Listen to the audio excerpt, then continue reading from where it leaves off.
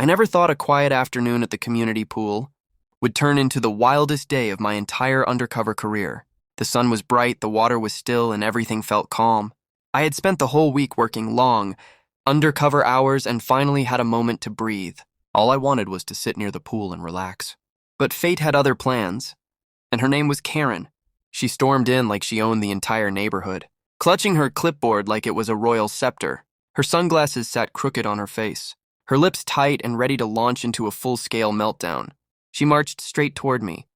Not a second of hesitation, as if she had been tracking my location like a predator. She stopped right in front of me, her shadow covering my entire chair, and she spoke in that sharp HOA tone that could make concrete crack.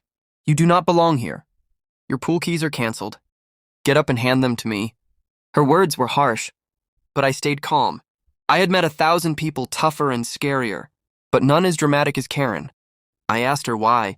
She replied with the confidence of someone who had never been questioned. "Because I said so. And what I say is law here." This was classic Karen. Rules that did not exist. Authority she did not have. Power she wished she had. Before I could respond, she stomped her foot and yelled louder, as if volume could magically create new regulations.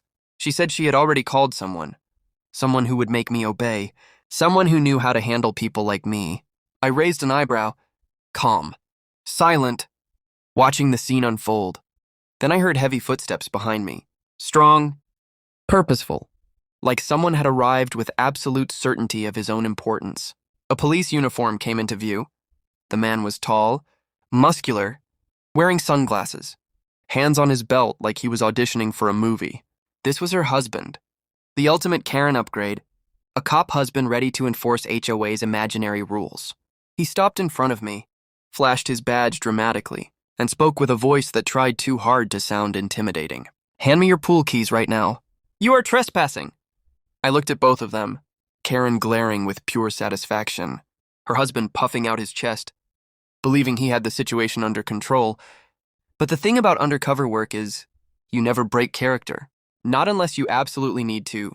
For months I had been deep undercover, working on a federal case involving corruption and fraud. Nobody in the neighborhood had any idea. Not even the HOA, especially not Karen. She crossed her arms, ready to celebrate her victory. I let a moment pass, a full silent moment. Then I reached into my pocket. Karen's eyes lit up. She thought she had won. She thought I was finally surrendering. But as I pulled out my wallet, everything changed. I slowly opened it, tilting it just enough for the sunlight to hit the badge inside. Her husband leaned in, expecting to see a pool card, or maybe a driver's license. Instead, he froze. His eyes widened. His breath caught. His posture shattered. Inside my wallet was my federal identification. FBI Undercover Special Agent. Real. Verified. Undeniable. Karen blinked. Once. Twice. Then again. Her mouth opened like she wanted to scream, but no sound came out.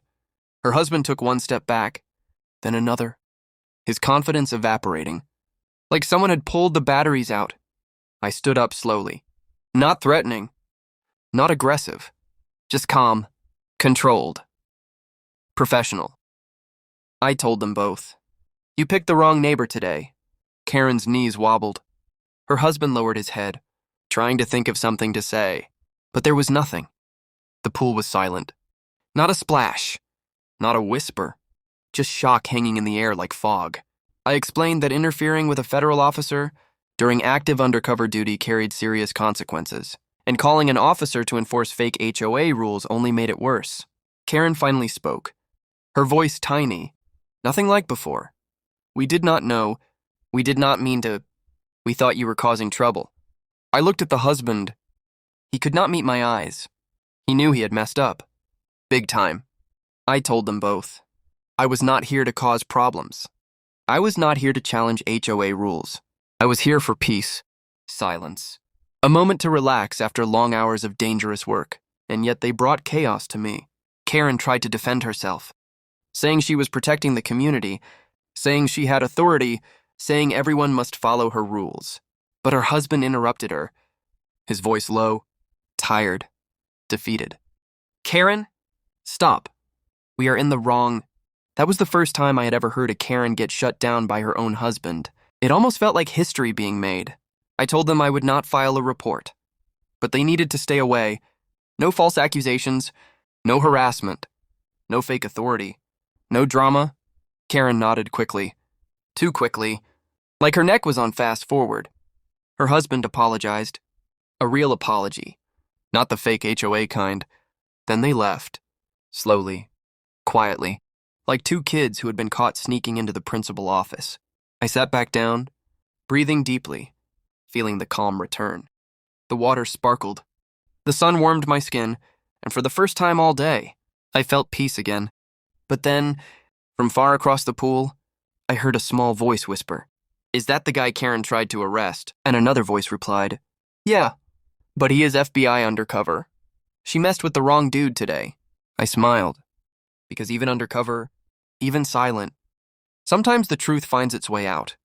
And believe me, Karen never bothered me again. Not once. Not ever. Because the day she tried to take my pool keys was the day she discovered a truth she would never forget. She may run the HOA, but she does not run the FBI,